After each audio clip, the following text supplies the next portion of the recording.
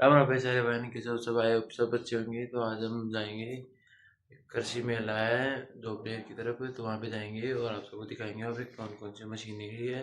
मिलते हैं जाकर।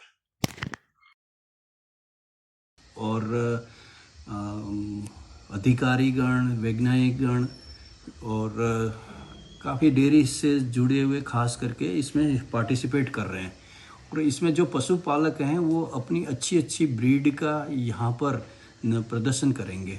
और इसमें जो प्रदर्शन होगा वो उसके बेस पे उनमें एक प्राइज़ भी रखा गया है, जिसमें 3 प्राइज़ हैं। एक तो जो देसी गाय हैं उनमें फर्स्ट प्राइज़ 2,51,000 का है, सेकंड प्राइज़ 1,51,000 का है और तीसरी प्राइज़ है 1,11,000 की है। इसी तरह से भैंस में भी पहली प्राइज़ जो है वो 2,51,000 की है, फिर एक 51 का है और एक 11 का है। और इसी तरह एग्जोटिक ब्रीड है उसमें भी 2,51, एक 51 और एक 11, इस तरह से काफ़ी अच्छे प्राइस रखे गए हैं।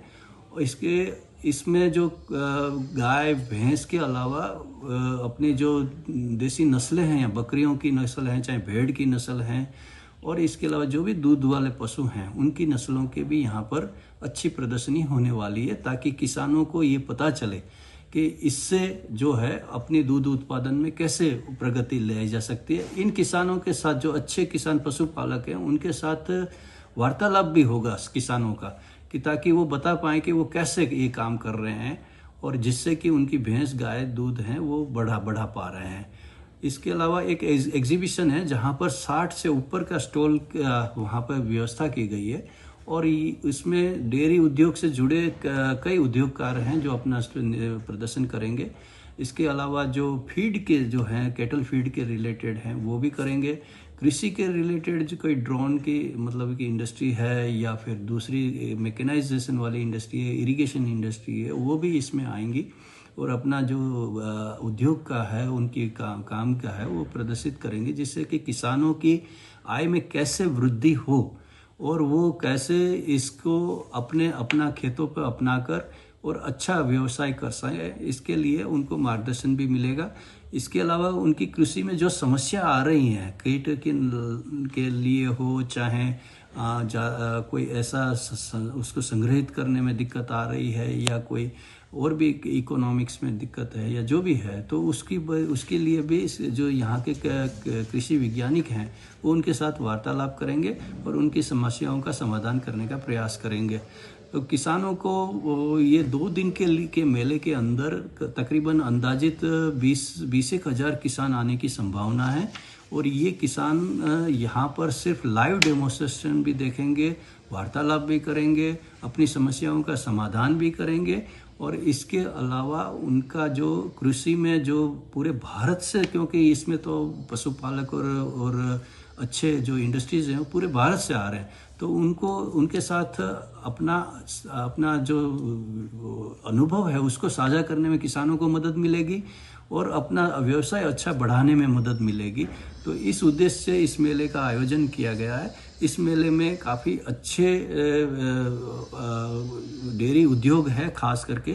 तो वो डेयरी उद्योग है कि वो किसानों को कैसे आगे भी मदद करे डेयरी उद्योग, क्योंकि दूध बढ़ाने में, दूध का अच्छा रेट देने में डेयरी उद्योगों का काफ़ी महत्व योगदान है। तो वो भी किसानों के साथ रह के कैसे किसानों को, यहाँ के किसानों को मदद हो पाएंगी, उसके लिए भी चर्चा होगी। सर, क्षेत्र के किसान यहाँ पे बड़ी संख्या में पहुँचेंगे और अलग अलग फील्ड के यहाँ पे आपने बताया कि डेमोन्स्ट्रेशन होगा। उनके अंदर किसी चीज़ों का कोई दिक्कत वगैरह आती है तो उसके लिए हेल्प डेस्क की भी यहाँ पे कोई व्यवस्था की जाएगी सर? हाँ, यहाँ पर काफ़ी आप देख रहे हैं सामने, अगर आप यहाँ से जाएंगे मेले की तरफ तो यहाँ पर 10 एक स्टॉल रजिस्ट्रेशन के हैं। इसके अलावा मेडिकल सहायता भी रखी गई है, हेल्प डेस्क भी है कि किसी प्रकार की उनको दिक्कत नहीं आए। इसके अलावा भविष्य में भी उनको किसी प्रकार की ज़रूरत रहती है इसमें मार्गदर्शन लेने की, तो उनके भी नंबर मिलेंगे ताकि उनसे वो संपर्क करके और उनसे मार्गदर्शन ले सकें। सर, पहली बार देखने को मिल रहा है कि इस मेले को लेकर आपने वेबसाइट भी लॉन्च की है, ताकि जो फार्मर्स है इसके अंदर पूरी एक्टिविटी की जानकारी ले सकता है। किस प्रकार से वेबसाइट को लॉन्च किया है, क्या क्या इसके अंदर प्रदर्शित किया गया है? इस वेबसाइट के अंदर जो है किसान को अलग अलग मेले के बारे में जानकारी मिले कि उसके क्या, अगर कोई किसान अपनी भैंसों के बारे में कोई अच्छा मतलब कि मार्गदर्शन लेना चाहे तो तो वो इसमें क्या मार्गदर्शित कैसे हो सकता है, तो वो भी इसमें जानकारी रखी गई है। इसके अलावा जो प्राइस रखे गए हैं उसकी भी जानकारी दी गई है। इसके अलावा उनको यहाँ पे रजिस्ट्रेशन यहाँ पे रूबरू अपने पर्सनली नहीं करना है और ऑनलाइन रजिस्ट्रेशन करना है, तो वो भी इसमें जानकारी दी गई है। कुल मिलाकर वेबसाइट का उद्देश्य ये है कि इस मेले के बारे में इनको पहले से ही अवगत किया जाए और क्या कैसे ये मेले में पहुंच पाएंगे, कैसे आगे, और इनका जो रहने करने का खाने का व्यवस्था भी अगर मान लो उनको ज़रूरत हो तो उसके लिए भी वो एक व्यवस्था कैसे की गई है उसकी भी थोड़ी जानकारी रखी गई है इसमें। ठीक है सर।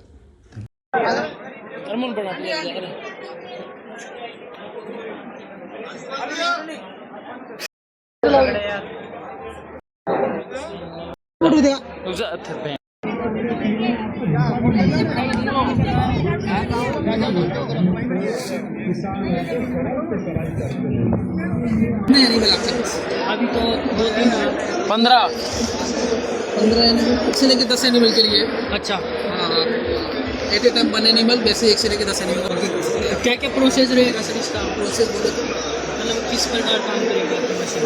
वैक्यूम पंप है, vacuum electric base vacuum pump है। आपको वैक्यूम पंप स्टार्ट करना है, सप्लाई देना है, प्रेशर का सप्लाई ये आएगा, इसको अंडर में अटैच करना है। तो पशु के स्तन से ब्लड वगैरह आने की कुछ कंप्लेंट नहीं है? नहीं, आप किससे एग्रीकल्चर से पढ़ाइए? Yes sir. कौन सा ये बीएससी ये बेसिक नहीं रहता था उसमें? नहीं, ये ब्लड का तो नहीं रहता है, ये मिल्किंग मशीन है, हैंड मिल्किंग को रिप्लेस करता है। अच्छा, इसमें ऐसा कुछ नहीं होता है कि ब्लड आए, ऐसा कुछ भी नहीं होता है। ज़्यादा पशुओं के लिए ये आपका पल्सेटर जो होता है ना, हाँ, इससे मिल्किंग होता है। वो पल्सेटर का जो रेट रहता है कंपैरिजन जो हाथ में रहता है समथिंग वही थोड़ा बहुत मसला है। इसकी क्या प्राइस रहेगी सर? 29,000। सब्सिडी आपकी स्टेट गवर्नमेंट देती होगी तो होगी। अच्छा, वैसे नहीं है। ठीक है sir, okay, thank you sir. अब बोल। इसके अंदर क्या करते हैं, जो पशु के पाँव में लग जाते हैं, खड़े नहीं हो सकते या फिर कमजोरी बीमार हो जाते हैं, तो उनके लिए इसको नीचे करते हैं हैंडल से घुमा के, वहाँ पे पशु को अटैच करके और इसको घुमा के हैंडल को वापस ऊपर लिया जाता है, इससे पशु खड़ा हो जाता है। यह ट्रैक्टर जॉन डियर 5042 है जो 40 से 45 HP के बीच में है और इसकी रेटिव पावर 35.7 से 36 HP तक आती है और ये PTO पावर के लिए माना जाता है। इससे यह ट्रैक्टर बहुत शक्तिशाली होता है और 3 सिलेंडर के अंदर करता है। मशीन जो पेड़ों की छाल होती है, हरी छाल, उसे पीस कर नीचे लाती है और फिर इसको और छोटे भागों में किया जाता है और फिर इसे आगे प्रोसेस होता है और प्रोसेस होकर यह एक गोल गटर में तैयार होता है और फिर आगे जाकर एक पैकिंग होती है इसकी जो ऑटोमेटिक होती है और यहाँ पे पन्नी द्वारा इसकी चारों तरफ पन्नी लगाई।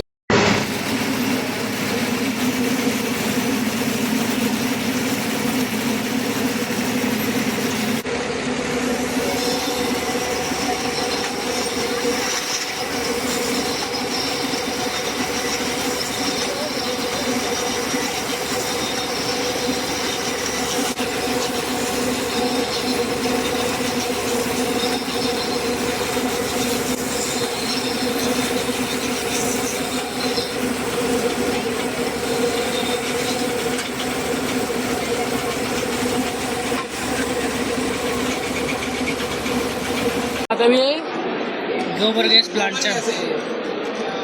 खाना बनाने। हाँ, ये छोटा वाला कितने का है बॉस? फिर भी ऐसे रेट तो कस्टमाइज तो दिखा बगले एडवर्टाइजमेंट 6 लोगों को खाना आराम से मिलता है पर डे का, सुबह शाम दोनों टाइम, 3 टाइम। क्या चीज़ है? गोबर गैस बनाने में। ये कितना टाइम चलता है? ये मान के चलिए 5 घंटे चलता है गैस, 5 घंटे चलता है गैस एक दिन में? हाँ, लेकिन गैस गोबर डालना होता है रोज। हाँ, 50 किलो गोबर, 3 तगाड़ा गोबर, 3 तगाड़ा 5 घंटा। कितना है इसका प्राइस? क्या 30 से 35 हज़ार रुपये, 30 से 35 हज़ार रुपये। सब्सिडी कितना है? जनरल के लिए 14,000 रुपये, जनरल कैटेगरी के लिए 14,000 रुपये, SC/ST के लिए 22,000 रुपये। उसके लिए आपको पंचायत समिति जिला डिपार्टमेंट है वहाँ से करवानी होगी प्रोसेसिंग। सर अपना डेयरी की तरफ कुछ सरस से प्राइस सर डेली में तो ये तो मेरे ख्याल से 11,000 रुपये में मिल रहा है। 11,000। हाँ इसमें डाल दी 3 तगारी, हाँ। तो कितने टाइम बाद में गैस मिलेगी? पहले फर्स्ट टाइम हम जब गोबर डालेंगे उसके 30 दिन बाद गैस बनना चालू हो जाएगी। लेकिन गोबर आपको रोज डालना कितना मिलना पड़ेगा? गड्ढा तो वो करके दे देंगे। कितना बड़ा होगा? 1.5 फीट का गड्ढा है। गाइस हम जाके आ गए हैं और आपको वीडियो अच्छी लगी तो लाइक करो, सब्सक्राइब करो और आपके दोस्तों को बताओ इस पर ट्रैक्टर की वीडियो ज़्यादा आती है और मशीनरी